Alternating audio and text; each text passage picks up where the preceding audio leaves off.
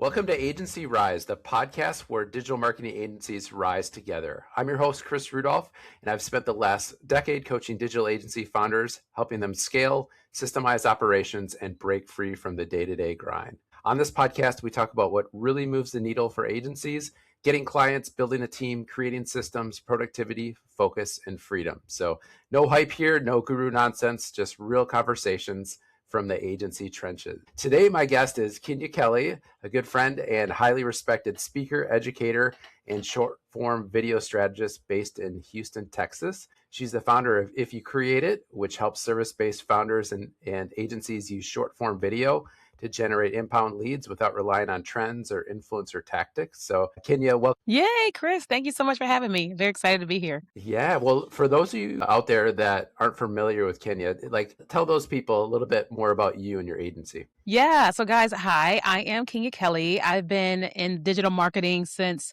2016. I got a corporate background, but I got into digital marketing in 2016, watching everybody else kind of get into marketing. And I'm sure we'll talk about it later, but like my life changed in 2020 when I made my first introduction to the platform we all know today as TikTok.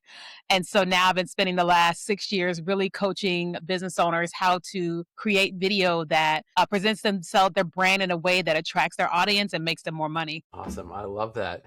So tell us a little bit, how did your business come together? Tell us a little bit the story. It doesn't have to be the polished version, but you can include any mistakes, pivots, or moments that really shaped how it came together. Yeah. So I actually got my start when I was in college. I got recruited in network marketing, or people will call it MLM. I call it network marketing. And that was my first introduction to entrepreneurship, that people could make a lot of money per month. I was like $50,000, $100,000 a month. What? I was like 21 years old. And it really shaped my brain for when I got out of college. And I was like, there's no way I could go back to a job, even though I did go back to a job. It really shaped me into realizing that there was so much more to the world and that I had more gifts and talents than my day job could ever give me. And years later, I ended up just launching this hair show. Now, if you may be able to see me, but I have curly hair today. But like the average Black woman, we put chemicals on our hair to make it straight. But like 15 years ago, I decided to cut all my hair off and let me just see what my hair would look like if it just grew out. And this curly hair started growing out. And the entrepreneur side of me was like, I'm going to do something. So I hosted a trade show, a convention, and I didn't even know what I was doing. I had this convention and like 1,500 people came to this convention. And I realized that my entrepreneur side was still very much there, even though I was in my corporate job. And so fast forward, I started watching people in 2016 utilize this app called Periscope, which is a live streaming platform that Twitter used to own. And I was working for Sprint Corporate at the time, but I was like, I still want to figure out what's going on here. And I was going through a divorce. I was like, my heart hurts, but my brain still works and I still need money. So I got on this platform, was like, let me just teach what I know about personal branding, because the network marketing. And I started to rise in terms of people wanting to hire me to consult with them. And I was doing brand consulting and all this type of stuff. And then 2020 happened. And at the beginning of 2020, I was like, Jesus, I don't know what to do. You got to tell me something is happening. This is called COVID-19. That's what we called it back then. And I heard him tell me, get on TikTok. And I was like, the last thing I've ever heard about TikTok was 2018. I was like, I must be living in fear because I'm not hearing God right. But he just kept on and on and on, just harassing me. It was like stalking almost. And I finally said, just in case I'm hearing him right, let me just get on this app. And within 6 months, my whole life changed. And I just switched to teaching people video marketing and all that from 2020. Wow. Yeah. That's amazing. So I love it. You're not afraid to jump in at the front of a new and emerging platform. And well, I am afraid. I just do it anyway. Yeah, no, that's a really great point of that any type of initial reaction that we have is real. Like people go through that, but the brave ones and the courageous ones step forward. So yeah, I love that. Looking back, what have been some of the biggest drivers of growth in your business? In terms of me or what's made me the most money? Yeah, maybe what's made you the most money. Okay, yeah. I'm about to say my biggest driver is being broke, but the biggest driver has definitely been visibility, because I spent most of my life in corporate. So it's not like I had this massive audience online or like formal training of digital marketing or anything like that. So I literally went through the school of what we call hard knocks, where I came online and was just making a million and one mistakes, trying to figure out how do I build a business, and then how do I build an online business, and then how do I actually get customers. And so the number one claim to fame for me is that I'm everywhere all day, every day. You'll be like, wow, she's always there. And I will always tell people, I am not the greatest. I am not the smartest, but I will beat the brakes off of you because I am very, very consistent. And that has been the number one success thing for me. Oh, man, Yeah. I think that may be even tougher today because now like, I mean, shiny object syndrome has been a thing Yeah. for a while, but like, especially in this AI age, like it's like a new Yeah. thing every day. Like, Yeah. tell us, like, how do you tap into that, into the front wave of where things are going, but stay disciplined and consistent. Yeah, for sure. So one of the things about me is I am someone, I've always had this thing, like I'm 44 right now, and I've always said I need to have people around me that are in their 20s, always. Because if I always have people around me that are in their 20s, they're always thinking like a 20-year-old, right? They're always on the innovative, always on the cusp of things. And so I value being around people that are younger than me. But then also there's like, I guess they would call them like the online digital marketing bros, but I follow some of the people online who are always into the new things. And the ones where I really like them and like how they talk, I follow them and I watch them. And most of the times I have no idea what they're talking about, right?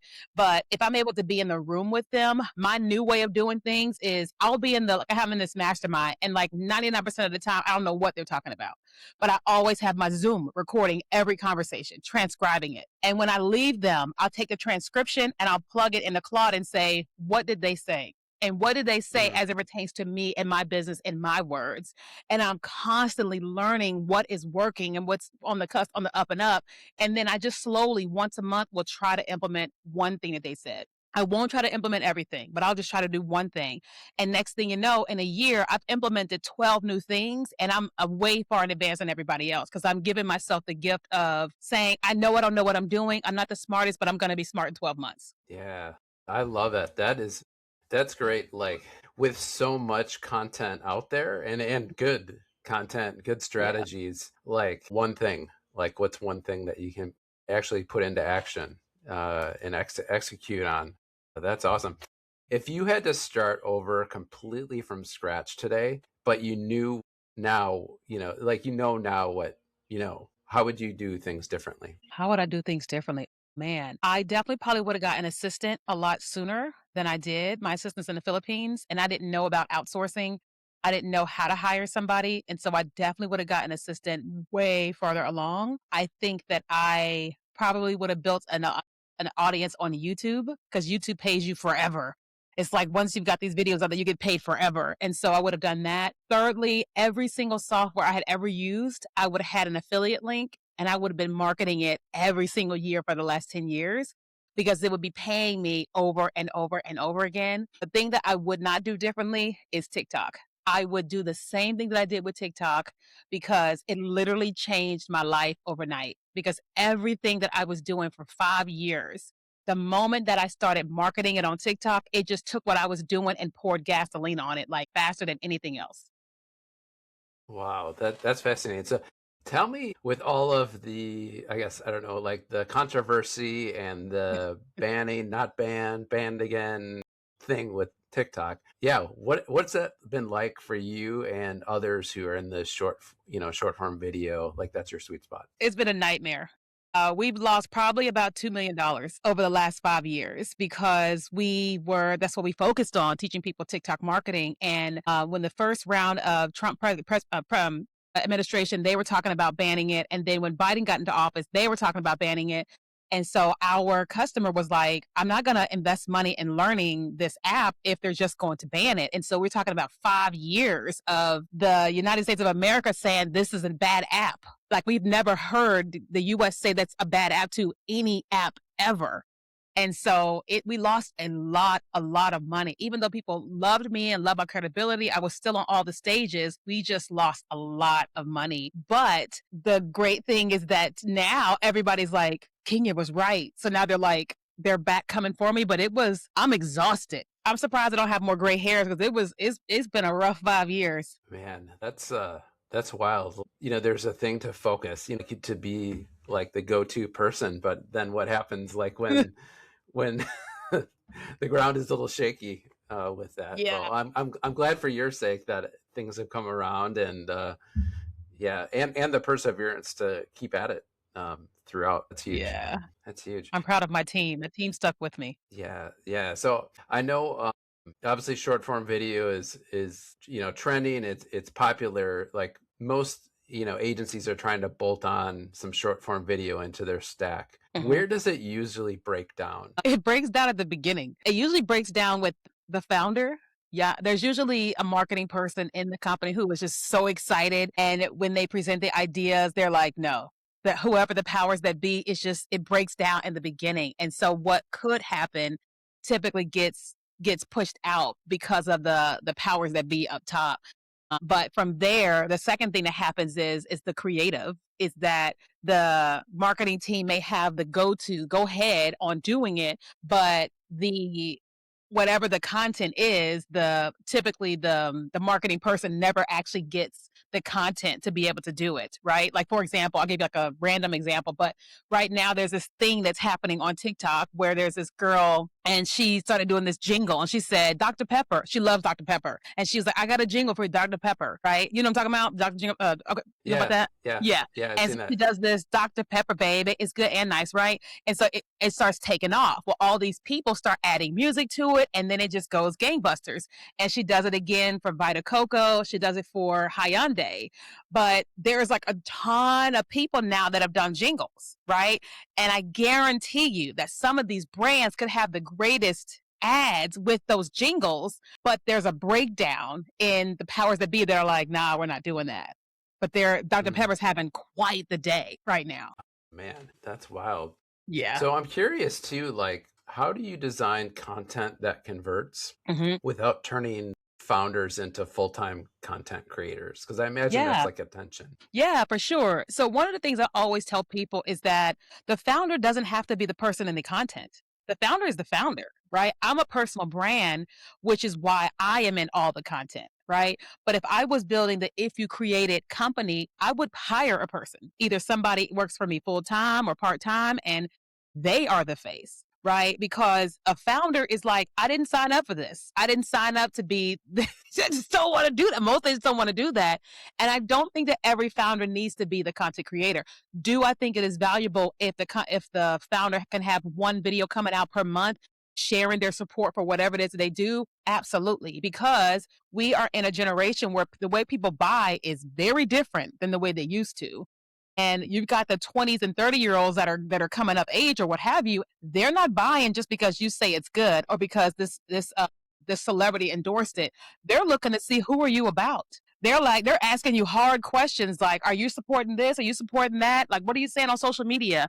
What did you say when this was happening in the world? So it's beneficial if once in a while the founder does come out and say, this is who we are, this is what we support. But on a daily basis, I don't think the founder has to be the face, but it should be someone that can represent the brand well, and that could be a consistent face or multiple faces.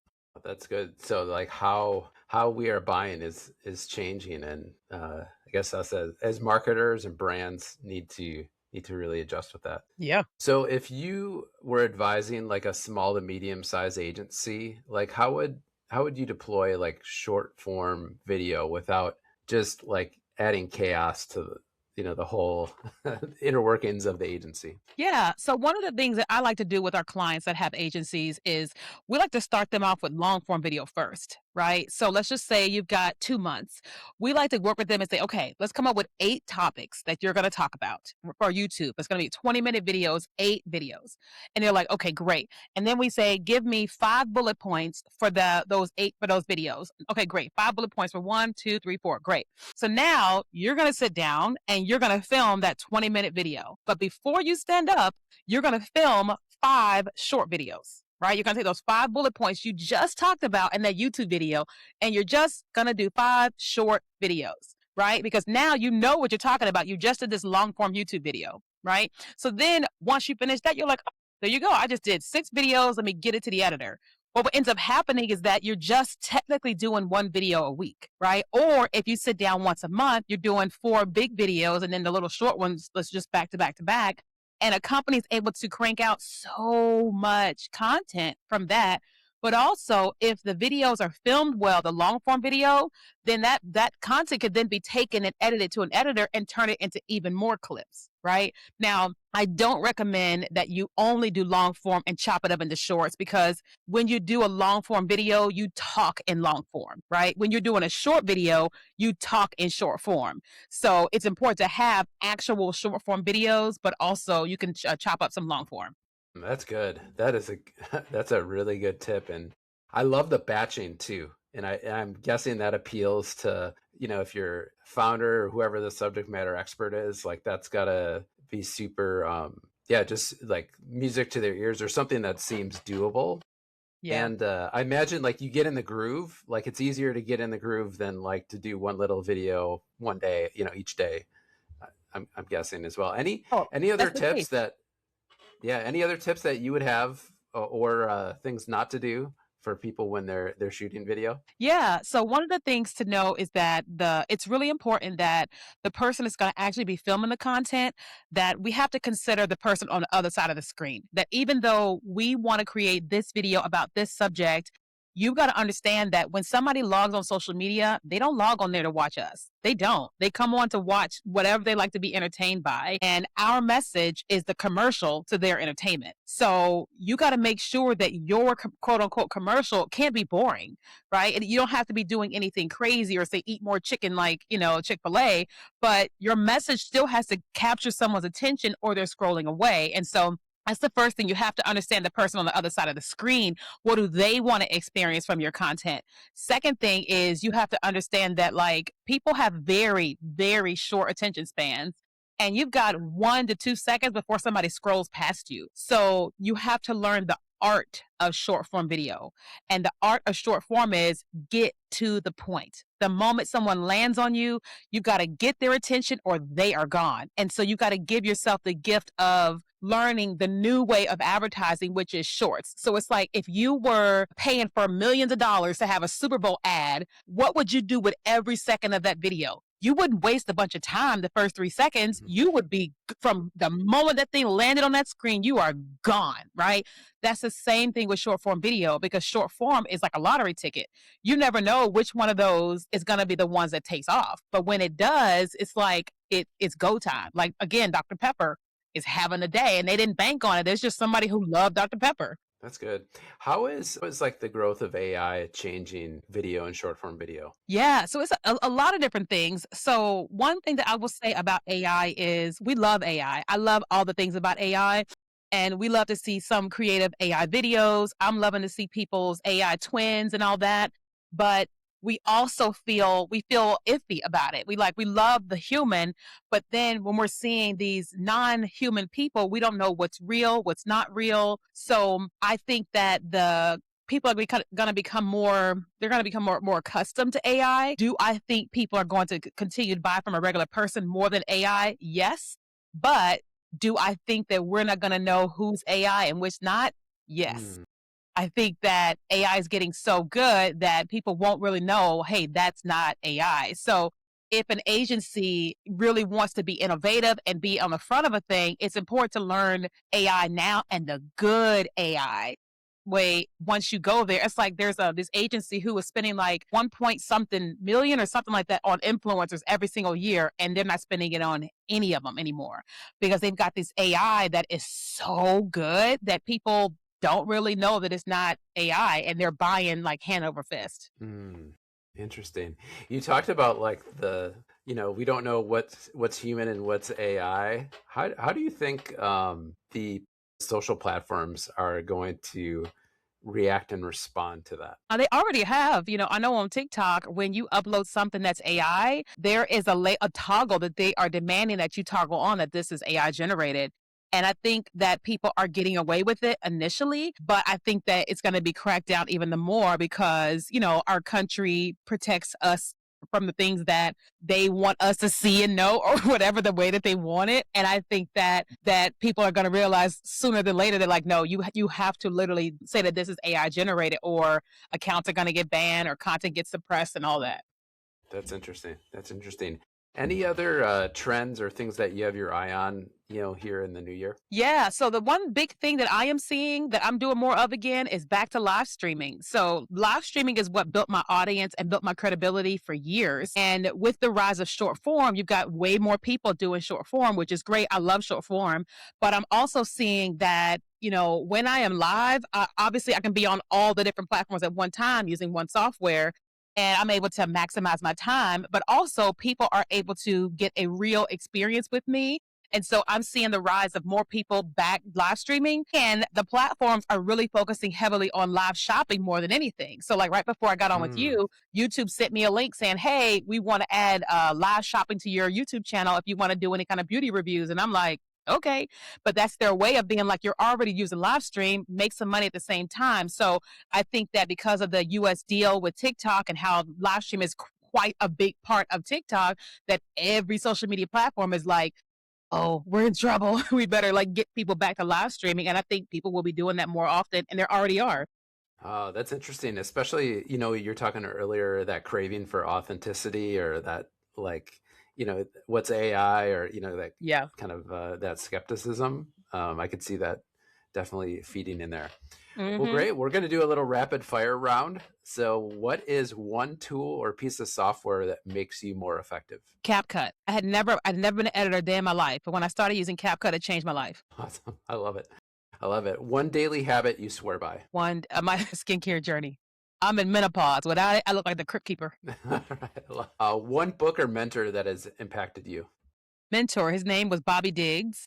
When I was recruited in network marketing, he was the person that recruited me. And one day he set me down and said, I'm not going to mentor you anymore until you start reading books. You're too mean. You're too raw. You got to read books. And it changed my life. He ended up writing the foreword to my book. Love it. Yeah, tell us a little bit about your book so that we can Yes, check I it out. wrote a book like 5 years ago called Before You Quit Your Job, because I watched so many people quit their jobs too soon, being encouraged to quit their jobs. And people don't really realize that we're all been programmed since birth how to have a job, not how to have a business. And I really wanted to teach people this is what it really looks like to plan and create a business, because if you just change everything, you change everything. And it makes people homeless sooner than they want to, because they don't know how to run a business. That's good. Yeah, I see that as well. I love that you addressed that with a book. What's one piece of advice that you'd give all the agency founders out here who are listening? Yeah, the number one piece of advice would be get on TikTok now. Okay. I've been saying that since 2020. And I say that because if you're talking about in 5 years, it's created multi millionaires, especially those in their 20s, with the United States government saying that the app is bad. What do you think is going to happen now that they say the app is good and it's owned by an American company? They are going to do more marketing than ever, ever. And more millionaires will be created than ever from an app that our country now says is safe, and they've been saying for 5 years that it's not. That's big. That's big. And what's one place online that we can go to learn more about you and your business? Yeah. So I have my website, KeenyaKelly.com, which is KeenyaKelly. I'm also on LinkedIn, YouTube, obviously TikTok, and Instagram. Awesome. Kenya, this has been amazing. Thanks for sharing all of your wisdom and your insights, especially with such a trending topic like short form video and TikTok. Thanks so much for coming on the podcast today. Thank you for having me. All right. And for everyone tuning in from the gym, in your car, or at your desk, thanks for joining us. And if this episode was helpful for you, be sure to subscribe and share it with another agency founder who could benefit from it, because agencies don't rise alone, they rise together. This is AgencyRise.